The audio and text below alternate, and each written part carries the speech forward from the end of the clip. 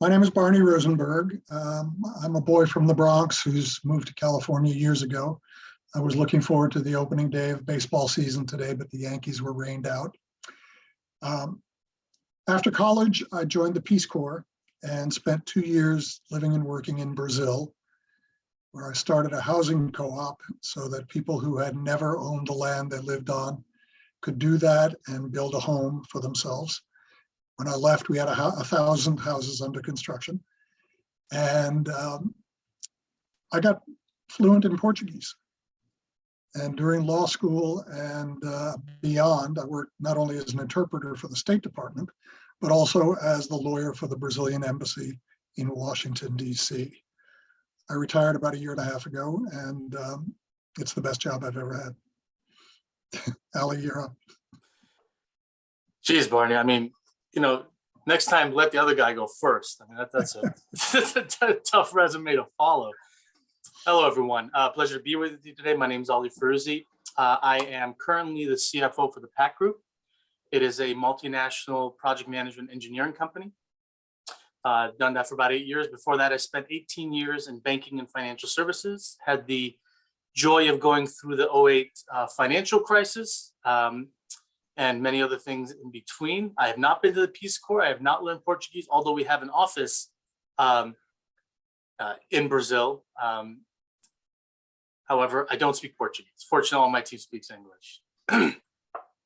I did not go to law school, but did my undergrad and then went on and stayed in the finance world, got an MBA, working on my CFA now, and hopefully some business analytics at Harvard. I just got accepted to a program there.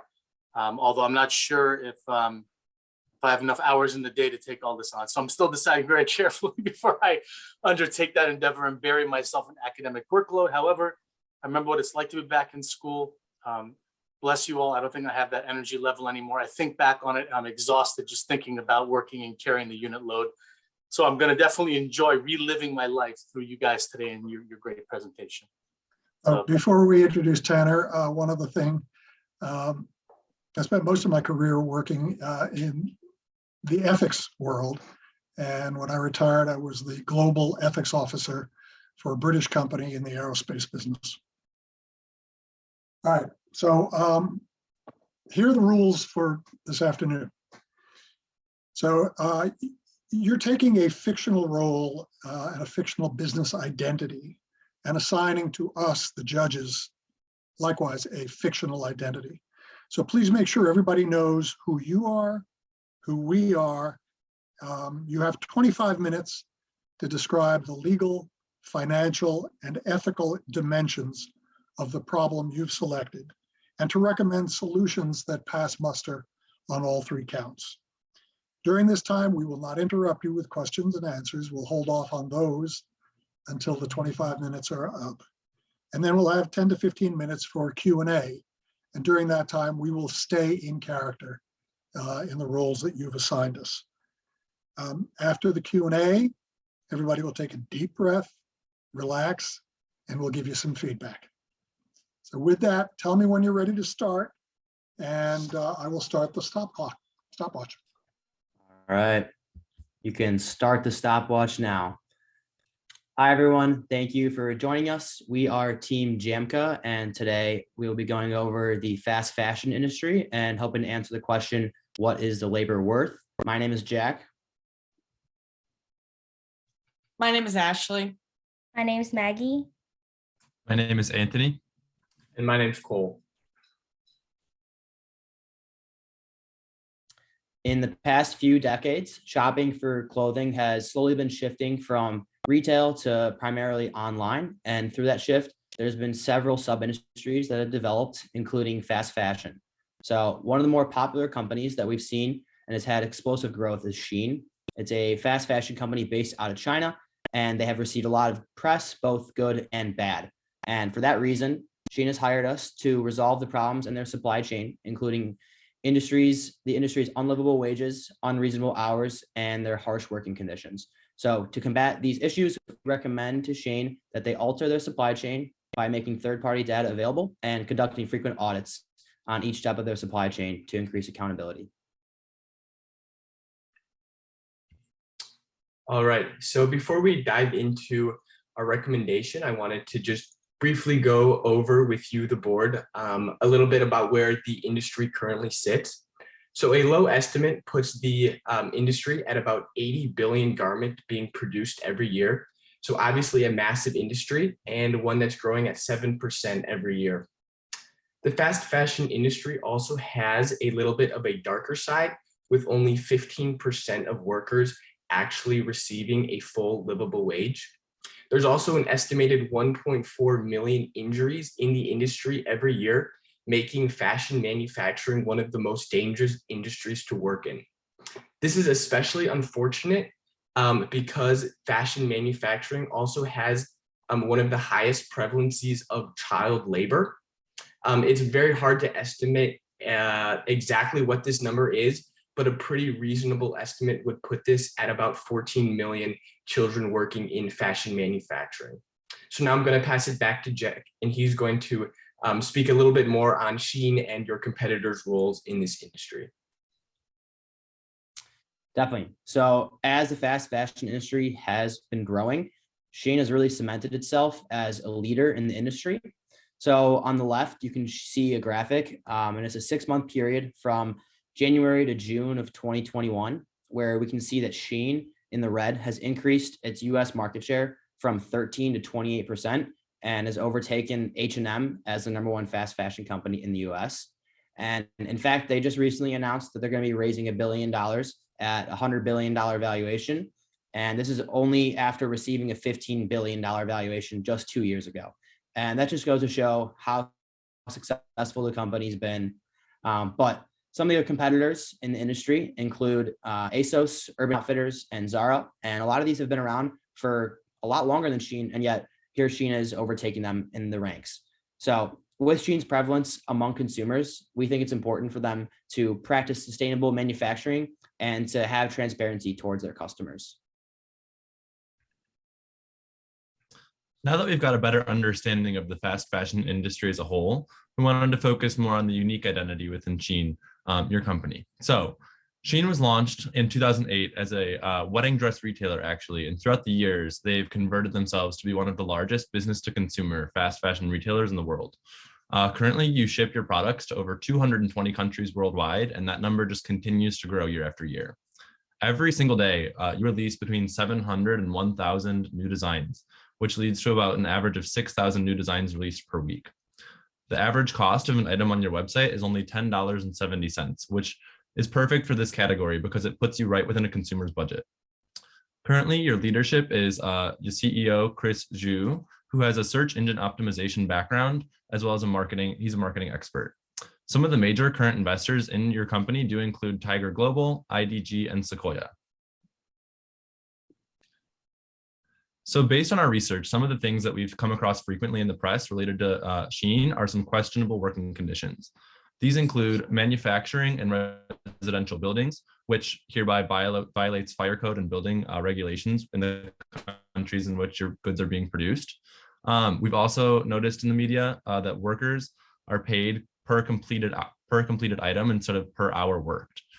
This is a way that some major organizations have avoided overtime pay, and it's something that we can address in the future.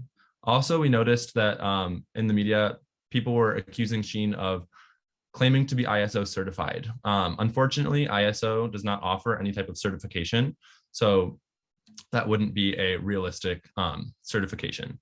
Also in the media, Shein has been accused of greenwashing by appointing a head of sustainability and then not following up with any progress that's been made with this position and how it's impacted the company as a whole. As you can see on the right, an average employee in the fast fashion industry, specifically at Shein that we've come across in the media, has had 1 to 2 days off per month, as well as an average of 75 hours worked per week. With that being said, I'm going to pass it off to Maggie to talk about what you're doing now to combat these questionable working conditions. Yes, so in response to the light being shed on those questionable working conditions Anthony just talked about, you established this supply chain transparency statement, which releases some information about what Shein is doing to combat unfair labor practices. And there's 2 highlights in this statement. One is the audit programs, and the other one is the supplier code of conduct. So for the audit programs, what you currently have is with notice internal audits of certain, but not all of the manufacturing partners. In addition to that, you are currently working on implementing supplier audit program, additional audits of other manufacturing partners with or without notice, and also you are working on an independent third-party audit program. So you're definitely working towards the right direction, and good job on that. The second highlight of the statement is the supplier code of conduct. Some highlight of it include forced labor, prison labor, child labor, and policies related to working hours, payroll, and workplace safety, etc. As shown in the ethical fashion report, 95% of companies have a code of conduct and 88% of them included in their contract with suppliers. So again, Shein is definitely doing a good job on that part. So what Shein is doing to combat unfair labor practices is great. And we want to provide our recommendation on how you can improve your accountability and take it to the next level. Our recommendation consists of 3 parts. First is to accept the problem and release supply chain information to the public. Second, you will address the problem by conducting third-party audits of the entire supply chain, not just internal audits, not just auditing certain manufacturing partners, but all of them. And last, you will solve the problem by negotiating improvement plans with each supplier based on the audit result and correct any misbehaviors accordingly. Now I'm passing on to Ashley to dive into the details of step 1, releasing supply chain information. Thank you, Maggie. So the first reason we feel Shein should release supply chain information is because transparency is the first step to accountability. While this may seem risky at first, we think it'll greatly benefit your company in the long run. Through our research, we found that 39% of consumers would switch to a new brand if they offered full product transparency. This means that your current consumers would switch to a competitor if they were more transparent. Well, this is important for you to take note of because right now, your competitors are becoming more transparent. The 2021 Fashion Transparency Index took 250 of the world's biggest fashion brands and graded them in 5 categories: policies and commitments, no-show fix, governance, spotlight issues, and supply chain traceability. As you can see in the graphic, Shein scored in the 0 points category, and its competitors such as Zara and Uniqlo scored in the 1 to 10 points category and the 31 to 40 points. If we take the previous statistic into account, that means that some of your current consumers would switch to these brands. It is important for Shein to stay competitive, and so that means they need to release their supply chain information to compete with their competitors. Another third-party report is the Ethical Fashion Report, which is published by Baptist World Aid. And this report grades over 98 companies and 420 brands, as well as highlights that competitors are becoming more and more transparent. And although Shein is not graded in this report, based on the grading criteria, we do believe that you would fall in the D or F range, which is why we think it's important for you to work towards joining other companies in the A and A+ ranks. So with some positive news, however, is 40% of companies have improved their score from 2019 to 2021. But the graphic on the right shows that there's still plenty of work to be done, and we hope that you can be a part of that process. A reasonable concern you may have is how this recommendation might impact your sales or your profits. So for that, we turn to H&M because they're a leading competitor in your industry. And in 2013, they were actually the first competitor in the fast fashion industry to make their supply chain information consumer facing. As you can see here on the 2 different graphs that we've created, there is the section in the gray that highlights the sales history before they released their supply chain information, as well as the net profit before they released their supply chain information. As you can see, there was an average sales growth of about 5.95% from 2009 to 2012, and an average sales growth of 14.23% from 2013 to 2016. Now, when looking at profit, there was an average profit growth of 4.94% year over year from 2009 to 2012, as well as an average sales growth of 11.96 from 2013 to 2016. So including this, we decided to show you that by implementing more transparent actions within your company, it didn't hurt their sales or their profits. We're not trying to prove that this is something that will happen for your company. We're just trying to say that by including a more transparent structure in their sustainability mission, it didn't hurt their profits. So with that being said, we're going to pass it off to Maggie to talk more about our step 2 of our recommendation. Thanks, Anthony. So step 2 of our recommendation is to conduct third-party audits for the supply chain. We recommend third-party organizations because they help hold Shein accountable. And there's a few reasons to it. So first of all, using third-party auditors allow the assessment to be more neutral and without bias. Also, as these professional auditors have industry-wide knowledge, they can provide expert opinions on necessary recommendations. And because of the non-biased as well as the professional nature of these independent auditors, the results are likely to be more accurate as well as credible. Lastly, using third-party auditors will have less business impact on your company since you are not allocating your human as well as other company resources to the audit program. So independent auditors will help you and have less impact on your company's operating efficiency. Next, I'll pass it on to Jack to talk about some third-party organizations that you can choose from. So now that you know why you want an auditor, here are some recommendations that we put together. All of these organizations will give Shein a greater sense of accountability, but the one that we think is best is the Ethical Trading Initiative. So this is an alliance of companies that has its goal to respect workers' rights. And in order to be a member, the companies must adopt the ETI Code of Labor, as well as report annually on their efforts and their results. And so we think this is great because it's a frequent checkup on Shein. And as you can see, some of Shein's closest competitors, including ASOS, H&M, and Inditex, which is the owner of Zara, are members of ETI and are also boasting memberships in several others. Now that Jack has gone over some potential audits, we want to talk about some auditor outcomes that you may see. As Anthony previously mentioned, there are some questionable working conditions. First, like he said, there's manufacturing occurring in residential buildings. In order to fix this, you may have to focus on contracting suppliers with legitimate manufacturing facilities or work with your current suppliers to make sure their manufacturing facilities meet the standard. Second, employees are paid per garment completed. While we know you don't pay the workers directly, you will have to work with your suppliers to make sure that contractually the workers are paid per hour. And going off of that, we also noticed that employees are working 75+ hour weeks. And while we do know you do not control directly how much time your workers work, but you will have to work with your suppliers to contractually pay workers overtime and or hire more workers to meet the high demand.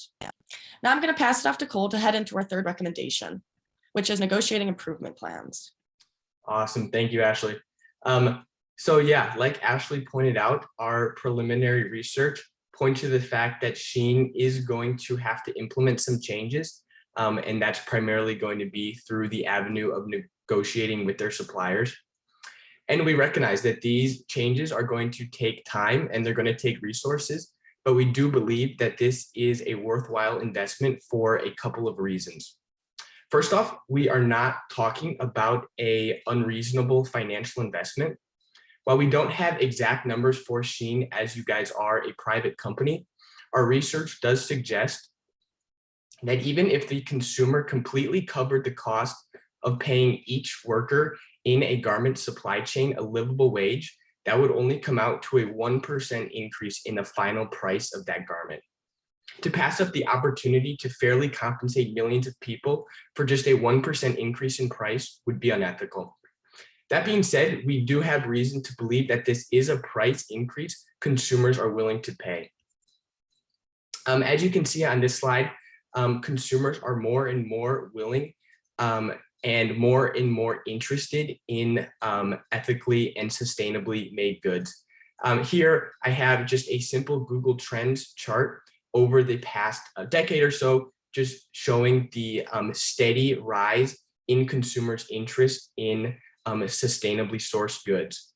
So this phenomenon is being primarily driven by young people who are Shein's target demographic, with almost 3/4 of millennials saying that they are more likely to buy a product from a company if they are reassured that that product is ethically made. But even across the board, with 64% of all consumers have said that they are willing to pay a price increase if the company can guarantee that their product is ethically made. Going even further, a third of consumers have said that they would stop buying from a company if it came out that they were engaging in unethical business practices, even if there was no alternative to that product. So this data makes us confident that a slight increase in the price of the good would not be enough to lose out on customers, and that a sustainable position could actually gain Shein market share. So now I'm going to pass it to Maggie, and she's going to talk a little bit about the legal aspect of our recommendation. Definitely. So currently there are three main laws regarding supply chain transparency that are in effect. However, none of which is doing a good job in actually enforcing it. The first one is the California Transparency in Supply Chains Act of 2010. The law requires all companies in California, all companies doing business in California to release their supply chain information. But it has no direct penalty for non-compliance. The only consequence is a potential injunction by California's Attorney General to correct corporate behavior. The second law is the UK Modern Slavery Act of 2015. However, it states that a business meets the requirement of the act if they produce a statement saying that they are currently taking no steps to reduce modern slavery. So with the statement, it is acceptable under the law. Another law in China is the Article 36 law, labor law, which is originally to be enforced by the local government. However, they obviously lack the financial as well as the human resources needed to solve the problem. So we can see that the legal environment for supply chain transparency is currently weak without a strong legislation enforcing it. However, times are changing and the industry is moving towards becoming more sustainable. Following the three laws, US Congress actually considered passing a supply chain transparency legislation back in 2018. The law did not pass eventually. However, you can see that countries are making efforts towards it. And with the fast fashion industry keep growing, it wouldn't be a surprise if a law regulating supply chain transparency actually passed anytime in the future. So it's always good to stay ahead of the game and hold yourself accountable. Next, I will pass it on to Ashley to talk about risk associated with our recommendation. Thank you, Maggie. As she said, I'm going to now go over some risks that you may be thinking about in relation to our recommendation. First, you may be worried you will lose money. As we previously shown, H&M, a main competitors, became more transparent and didn't lose money in revenue or in profit or in sales. Second, you may be worried about backlash. This is something that could happen at any moment. As Maggie stated, we don't know the legal environment and we don't know where it is going to be in a year, in 5, and 10. We want to stay ahead. We want Shein to be proactive instead of reactive, so that way they can get ahead, get their transparency statements out, and not have to worry about future backlash. A third risk you may be worried about is suppliers choosing not to work with Shein because they don't want to be audited. We are fairly confident this is not a concern because there's 44,000 textile manufacturing companies in China. And we know that Shein is such a big business that they will be able to find many suppliers that will be willing to work with them. Next, I'm going to pass it over to Anthony to talk about some alternative recommendations we did not use. Thank you, Ashley. So before solidifying a recommendation, we had some alternate ideas of how we can address this problem. The first of which would be vertically integrating your supply chain. This would be great because it would offer your company more control over your supply chain. However, this would take significant time to implement, so it really wouldn't be an immediate solution. This is also not Shein's area of expertise. The way that you have operated this far is by contracting suppliers, and that's something we plan to continue doing in the future. This also would offer a decreased amount of flexibility within your supply chain. Having the option to go to a different supplier when you come into contact with certain violations is an asset. The other alternative that we had would be manufacturing fewer clothes. This might help address some of the workers' hours issues that we had mentioned earlier. However, this simply just does not fit with Shein's business model. As you can see here, fast fashion is by design a manufacturing and marketing method that focuses on producing extremely high volumes of clothing. So by manufacturing fewer clothes, it would essentially be distancing you from your industry. The next recommendation that we had was only replacing your suppliers. This might distance you from the issues that your supply chain is having in the short term. However, this is just simply not enough. There would be nobody to monitor the working conditions within your supply chain, and this essentially wouldn't do anything to increase accountability. With that being said, I'm going to pass it on to Cole to talk more about the timeline of implementation. Yeah, so I just wanted to briefly go over a kind of high level timeline for our recommendation. So within the first 6 months, the supply chain information should be collected and then released to the public. While that's taking place, within the first 3 months, Sheen should select an independent external auditor from among the recommendations that we provided. After that, the audit will take about 18 months to complete. The next year after that should be split between negotiating an improvement plan with suppliers and then implementing that improvement plan. After that, we recommend a continuous cycle of randomized audits every 3 months, just to keep everybody in the supply chain accountable. Bringing everything full circle, the fast fashion industry has been growing very rapidly and is projected to have plenty of future growth. So as many individuals have begun to prioritize sustainable methods of manufacturing and fair payment for their workers, we see it as essential for Sheen to fix their current supply chain and abide by these standards. This would not only give you a competitive edge because some of your competitors may lag to adopt changes, but it also flips a lot of the negative press to positive. Thank you for your time, and we are open to any questions. You know, as if you didn't know from what I told you, you might be able to tell from the background behind me that I'm a traveler. And I've always said that I've only been to 65 countries, but that there are 194 countries in the World Health Organization. Just wondering where you came up with the number of 220 countries. Yeah, that's actually on Sheen's website. It's on Sheen.com, and their sustainability, and it talks about where they're operating worldwide as of right now. Because I Googled it during your presentation. I came up with 195, but that's okay. Let's move on. Ali, do you have a question? I did have a question for you. First of all, I appreciate you guys bringing all this insight to us, but one of the main points you made was that I believe 39% was the metrics that you cited as far as people who would switch to a more sustainable provider, if I recall that point correctly. And it looks like we as Sheen have rated kind of near the bottom at all these metrics, but our growth is accelerating year over year, and we are overtaking the competitors that, according to the other slide, are doing a better job than we are in this area. What do you attribute the mismatch to these 2 points to?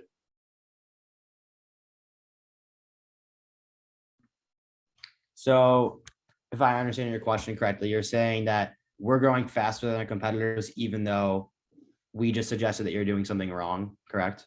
Right. So you made some very good points. One of which was that sustainability matters to the customer, and sustainability, or whoever is doing a better job of it through transparency results, whatever the metrics are, that will ultimately help us lure more customers because, again, I think the number was 39%. You can correct me if I'm wrong, but a pretty large group of customers said, yep, that matters to us. We would switch to somebody who's doing a better job at this.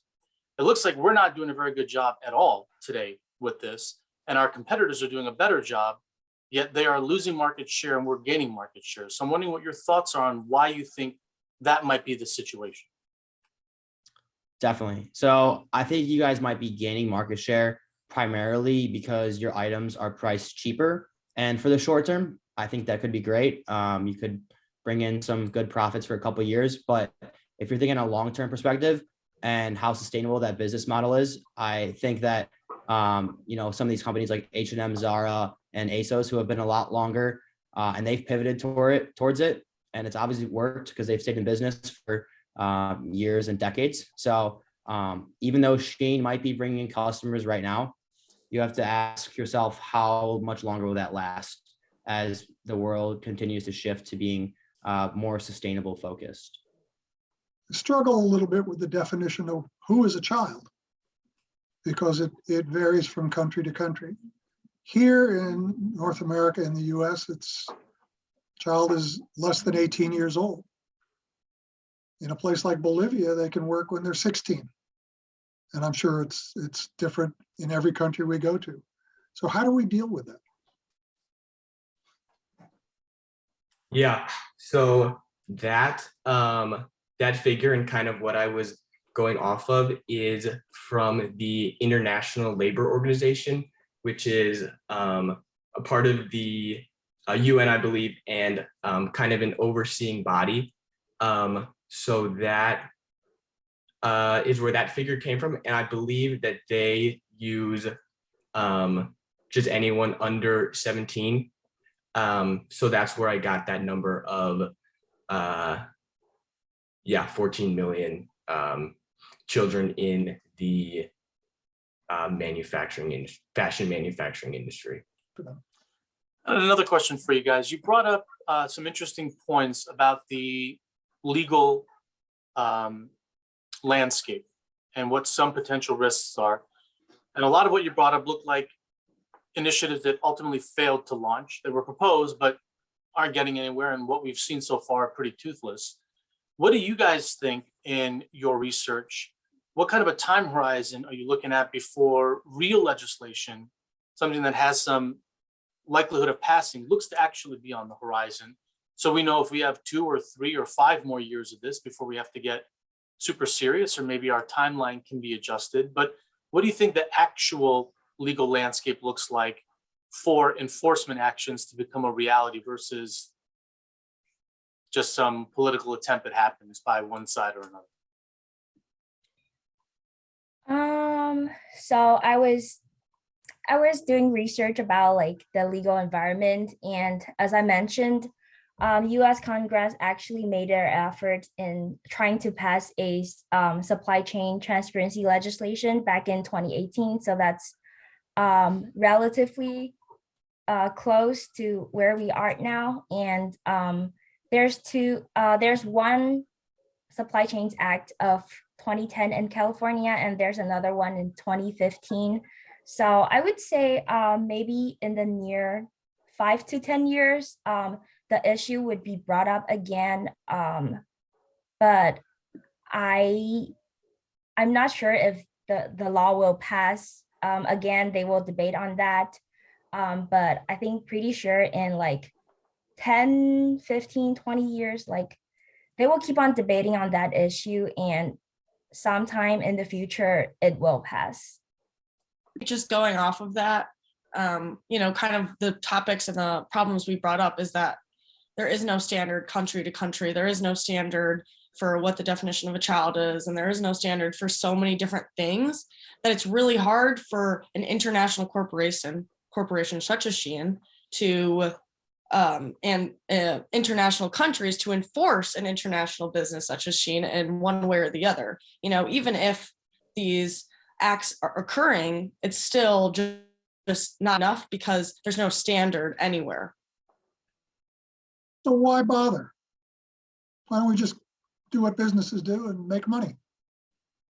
Well, just because it might be legal doesn't mean it's ethical. And the consumers buying from your company, a lot of them might care about how they're made. They would prefer for it to not be made by someone who's under the age of 16, and they're willing to pay a premium for that. If we jump off that comment, willing to pay the premium, it sounded like we were gaining market share potentially, as you assessed it, because of our attractive pricing. And we touched earlier that consumers might pay more for that shiny badge of sustainability, but we're stealing market share from those that have at the moment a shinier, maybe not a shiny badge, but a shinier badge than we do.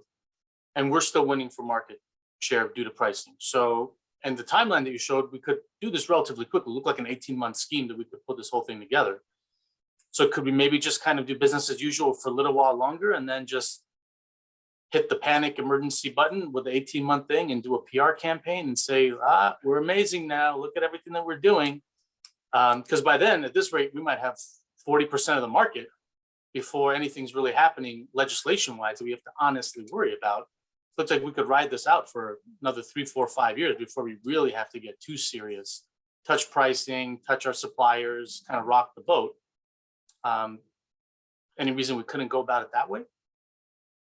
I think you could take that gamble, but then you'd have to see which one would be more expensive, implementing our plan or taking the risk of having a lot of bad press and cancel culture coming after the business. And you can see how fast news spreads now. So honestly, we would say that it would be a better use of your money to implement our plan rather than wait it out, because the time will come. I'm looking at your appendix slide that's up on the screen now. Tell me a little bit more about the ethical benefit to shareholders. Shareholders just want a return on their investment. It's real money.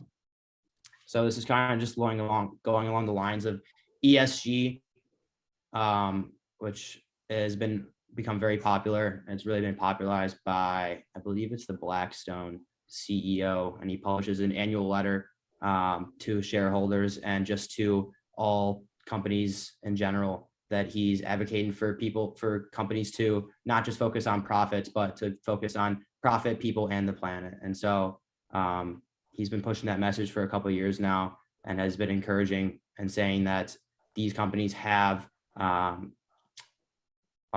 should feel like they have an obligation to shareholders to not just worry about profit, but also more than that. Okay, Ali, any more questions? One more for you. Sure. Who do you think in our segment, who we're competing against, who's doing the best? You had a slide that had all of us on there, and we're not Louis Vuitton, and we're not going to sell a $8,000 bag. So we're definitely not in the same group. But amongst us, those main competitors that we've been stealing market share from, who is leading, and how are they leading over what we're doing today? What concrete things do they have on their badge that they can show others that we're not doing today? Absolutely. So I would argue that H&M is currently leading in that regard, at least as of today. So as I mentioned earlier in the presentation, they were the first major fast fashion retailer to make their supply chain information consumer facing. That was a huge step, which no one in their industry had done at the time, and just kind of demonstrated their commitment to becoming more sustainable. As of recently, they've actually created a platform where on each individual item that's produced, it'll come with a specified number. And on their website, you can use that like item tag number, and it'll tell you in what factory it was produced, what country, how many employees are in that country. So currently they're doing a lot to like commit themselves to sustainability and not only environmental action, but also like making sure that their labor standards are met. So I would argue that currently H&M is leading in that regard. Thanks for sharing that. Okay, take a deep breath. You did it. Exhale, well done, guys. folks. Exhale. Well done. So just want to give you guys a little bit of feedback. First of all, very well done. I liked your presentation. I thought your slides were very well laid out. Great job making the graphics convey the information that you wanted. I thought the flow was really, really good. Coincidentally, now that we're out of character and we're done, being an actual person that cares about this topic and seeing the amount of clothing waste that we have, and knowing that fast fashion is actually a toxic industry overall, and seeing the amount of the garbage that ends up in Bangladesh and the other places where all of our used clothes are going, the fact that there's no ability to recycle these clothings and people who are paying $10.70, as you stated, per garment, I'd argue the whole industry is problematic. We should just buy a couple of garments, make them higher quality, and stop buying this garbage every 93 days. But that point aside, I would tell you guys to think a little bit more carefully about that one point that kept glaring out at me, which is this company Shein. Shows you how out of my depth I am. I'm starting to age a little bit. I didn't even know these people are on I heard of H&M years ago, but not these guys. It is very interesting to me how the low-cost leader continues to steal from the others. So H&M, that's the shining star. Look, you can trace down through our supply chain. I know a lot about supply chain because I work with automotive companies in my company. How you can trace it down all the way and scan the QR code and get all this amazing data. The people who are really leading the pack, who was the old leader, is now being usurped by the guy who's doing nothing. and who's the worst in the group. So that's an interesting thing. I think you guys might want to give some thought to and see, something else has got to be there. Maybe something else you can comment on it. I don't have the answers for you, but you're the smart ones here to put this whole thing together, and you're the subject matter experts. But I would give that thought, because it really seems like there's a disconnect versus the one who's doing the right thing, who really should be rewarded based on other data that you shared, and the most toxic polluter in these metrics that we've discussed, who's kind of beating everybody, so to speak. And I really wonder why that's the case. I imagine it's our Walmart culture, to be honest with you. People will pay 9 cents less and forget mom and pop and do all this kind of stuff. I suspect that's the issue, but maybe give that part a little more thought. But overall, you guys did a really nice job. Good group cohesion. I can tell you've worked very well together. Your slide layout was good. I love the interactive things at the end where you can click on icons and you get more slides. Really well done. I know this isn't easy, so way to go, everybody.